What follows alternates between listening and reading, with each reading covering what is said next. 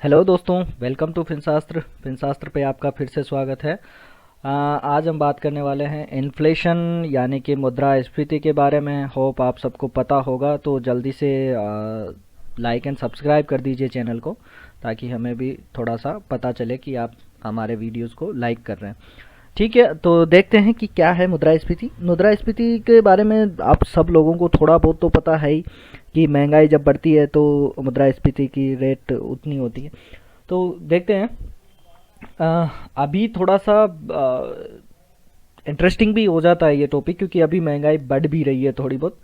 तो चलिए जानते हैं कि कैसे मुद्रास्फीति हमारे सेविंग्स को अफेक्ट करती है। हमारे सेविंग्स मतलब जैसे अपन सेव करते हैं सेविंग अकाउंट में, कोई सेव करता है एफडी के अंदर, कोई सेव करता है म्यूचुअल फंड के अंदर।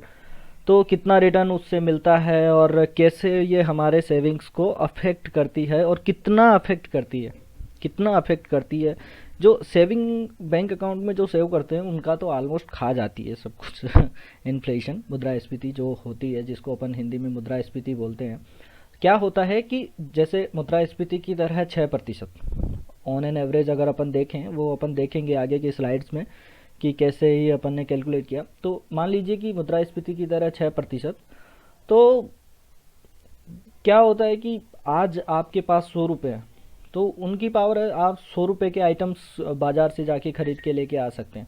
लेकिन अगर महंगाई बढ़ गई 6%, महंगाई बढ़ जाती है 6%, तो आप अगले साल उतना 100 रुपये का जो पिछले साल आपने बाय किया था उतना नहीं बाय कर पाओगे।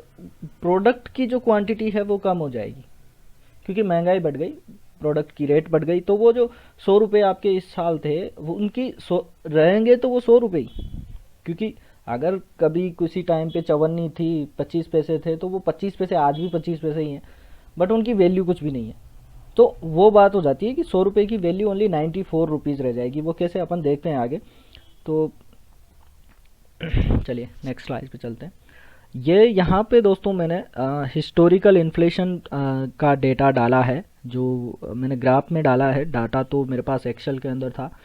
ये वर्ल्ड बैंक का डेटा है, वर्ल्ड बैंक से मैंने लिया था ये डेटा। वर्ल्ड बैंक से लिया था मतलब वहाँ की उसकी साइट से लिया था, तो जहाँ से लिया है उसको थोड़ा क्रेडिट देना तो बनता है।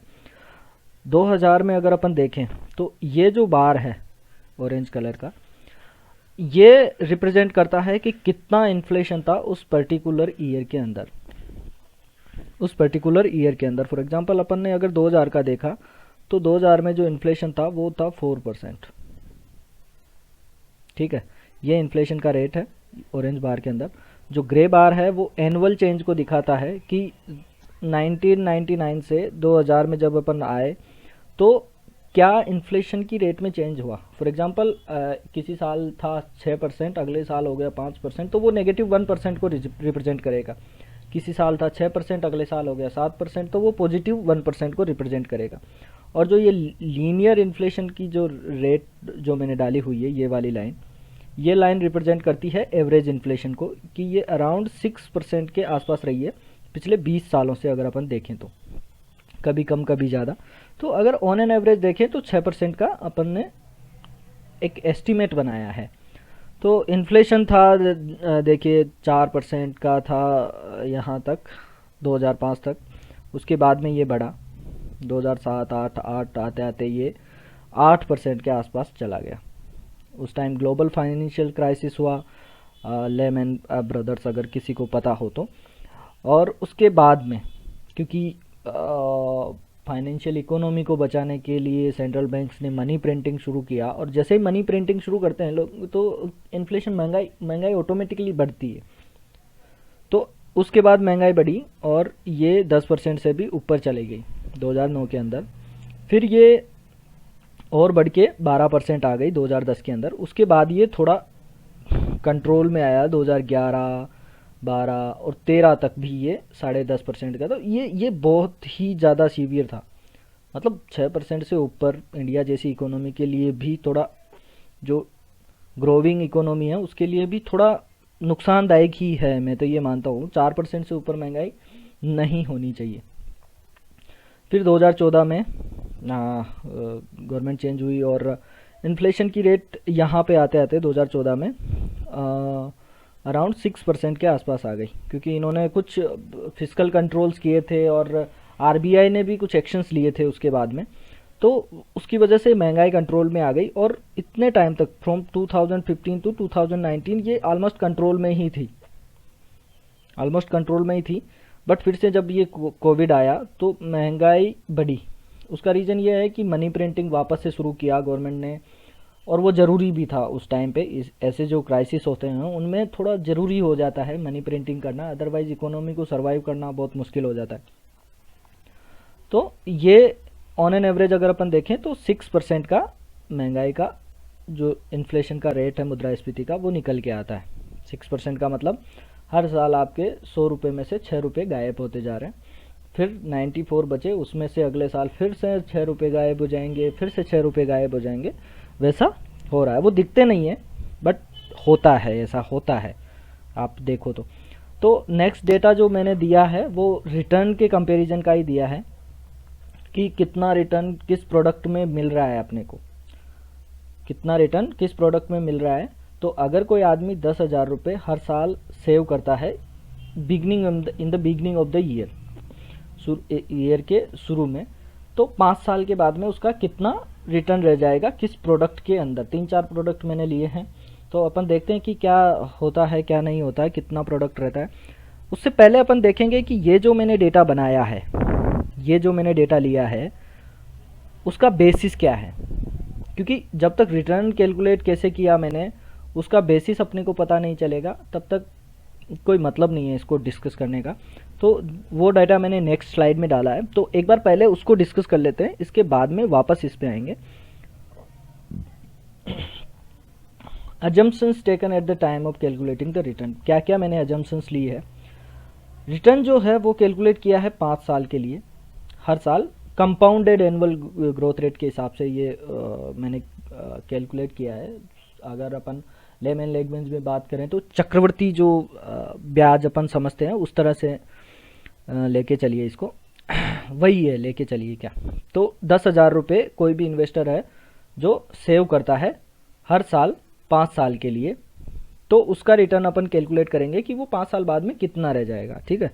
दूसरा अजम्पशन है कि इन्फ्लेशन की जो रेट अपन ने ली है वो 6% की ली है।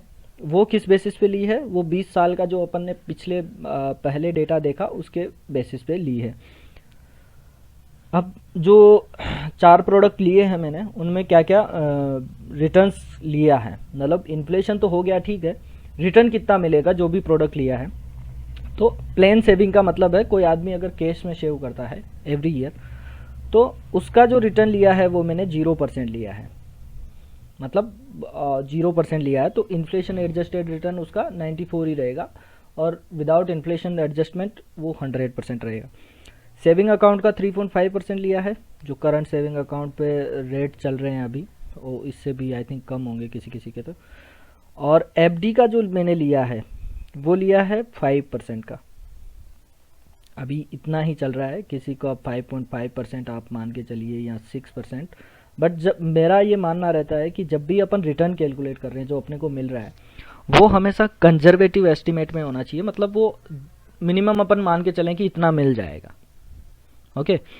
और जो अपना आउटफ्लो है, जो अपन अपनी जेब से जा रहा है, भाई महंगाई इतनी हो सकती है, तो एवरेज 6% अपन मान के चल रहे हैं कि इतना, इससे ज़्यादा तो मेरे को लगता नहीं है होगा, कभी कम कभी ज़्यादा हो सकता है, बट ऑन एन एवरेज इतना ही रहेगा 4-5 साल का अगर अपन पीरियड देख लें तो। और जो म्यूचुअल फंड का मैंने एस्टिमेट लिया है वो 9% का लिया है, अज्यूमिंग कि जो कंजर्वेटिव इन्वेस्टर है जो सेव कर रहा है वो फुली इक्विटी में इन्वेस्टेड नहीं है, क्योंकि जहाँ पे टोटल पूरा का पूरा इक्विटी इन्वेस्टमेंट होता है म्यूचुअल फंड का, वो 9% से 5 साल या 10 साल के पीरियड में हमेशा ज़्यादा आएगा, कभी 9% से कम नहीं आएगा, मुझे नहीं लगता, क्योंकि हिस्टोरिकल देखेंगे अपन नेक्स्ट वीडियो जब मैं बनाऊंगा उसमें कैलकुलेट करके। बट यहाँ पे इक्विटी प्लस डेट मिक्स है इसमें, क्योंकि मैं ये मान के चल रहा हूँ कि कोई भी आदमी जो इन्वेस्ट कर रहा है वो रिस्क नहीं ले रहा है। बहुत ही गंदा लिखने में आया, ठीक है। तो म्यूचुअल फंड का हमने लिया है 9%। तो वापस पिछली स्लाइड पे चलते हैं, देखते हैं कि क्या क्या है इसमें। तो अब ये इंटरेस्टिंग, बहुत ही इंटरेस्टिंग डेटा सामने निकल के आ रहा है। ये जो बार है दोस्तों, जो डार्क कलर के अंदर है, वो अपने को प्रेजेंट करता है रियल रिटर्न। रियल रिटर्न माने के हमने 100 रुपये इन्वेस्ट किए, 100 रुपये में से अपने पास फॉर एग्जांपल रिटर्न आया 3% का और इन्फ्लेशन है 6% का, तो 6 माइनस 3, 3% ही अपने को रिटर्न मिला ओरिजिनली। तो ये जो आया है वो आफ्टर एडजस्टमेंट है, जो रियल रिटर्न वाला ये है, ठीक है, जो डार्क कलर का बार है। और जो थोड़ा हल्का कलर है, मतलब इतना ज़्यादा डार्क नहीं है, नॉमिनल रिटर्न वाला, तो वो है प्लेन, मतलब बिफोर एडजस्टमेंट ऑफ इन्फ्लेशन, कि अपने को अगर 6% रिटर्न मिल रहा है कहीं से, किसी भी फाइनेंशियल प्रोडक्ट से, तो वो 6% 100 प्लस 6 है, 100 प्लस 6, उसमें कोई भी इन्फ्लेशन का एडजस्टमेंट नहीं है। तो चलिए देखते हैं, इसका थोड़ा सा देख लें, देख ही लिया होगा आपने अब तक। तो प्लेन सेविंग में अगर अपन देखें, प्लेन सेविंग मतलब कि कोई भी आदमी कहीं पे भी इन्वेस्ट नहीं कर रहा है, कहीं पे भी इन्वेस्ट नहीं कर रहा है और वो केस के अंदर सेव कर रहा है, तो 5 साल में वो अगर सेव करेगा तो 50,000 रुपये हो जाएंगे, हर साल 10,000 के हिसाब से। लेकिन उसकी 5 साल के बाद जो वैल्यू रहेगी, जितनी उस मनी की वैल्यू है, क्योंकि मनी की पावर है वो over the period of time due to inflation reduce होती जाती है, तो वो जो मनी की वैल्यू रहेगी वो 41,000 ही रहेगी। पैसा आपको 50,000 दिखेगा, लेकिन अगर आज के टाइम पे देखें तो उसकी वैल्यू 41,000 ही रह जाएगी, ठीक है। अब चलते हैं सेविंग अकाउंट के अंदर। सेविंग अकाउंट में भी कई लोगों को पसंद होता है सेव करना, वो बोलते हैं, रीज़न देते हैं कि कभी भी कुछ भी हो जाए तो सेविंग अकाउंट से तो तुरंत निकाल सकते हैं, ये ऐसे प्रोडक्ट है इनसे निकाल नहीं सकते। ठीक है, वैलिड पॉइंट है, लेकिन एक लिमिट से ज़्यादा भी सेविंग अकाउंट में रखना क्यों बेकार है वो देखते हैं। तो सेविंग अकाउंट में क्योंकि 3.5% का रिटर्न मिलता है अपने को ऑन एन एवरेज, तो जो नॉमिनल रिटर्न हो जाएगा, जो 50,000 की वैल्यू हो जाएगी वो 55,000 हो जाएगी, ठीक है। लेकिन उसकी जो रियल वैल्यू है आफ्टर इन्फ्लेशन एडजस्टमेंट वो 46,000 ही रहेगी।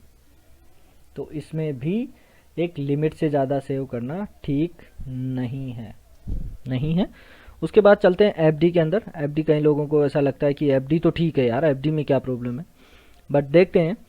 जो एफडी में रिटर्न का एस्टिमेट माना है मैंने, वो 5% माना है, ठीक है। तो 5% के हिसाब से 58,000 होता है 5 साल के बाद में, अगर कोई आदमी हर साल 10,000 रुपये इन्वेस्ट करता है तो। और उसका जो रियल वैल्यू रहता है वो ओनली 48,000 ही रह जाता है। तो यहाँ पे भी अपने को अराउंड 1,500 रुपीज़ का लॉस हो रहा है। तो ये भी प्रोडक्ट आई डोंट थिंक कि सेविंग के लिए सही है, नहीं है। देन चलते हैं म्यूचुअल फंड के ऊपर। म्यूचुअल फंड में मैंने 9% का एस्टिमेट लिया था, ठीक है।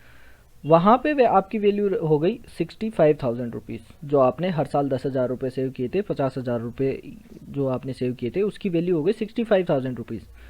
और जो उसकी रियल वैल्यू है वो है 54,000 रुपीज़, ठीक है।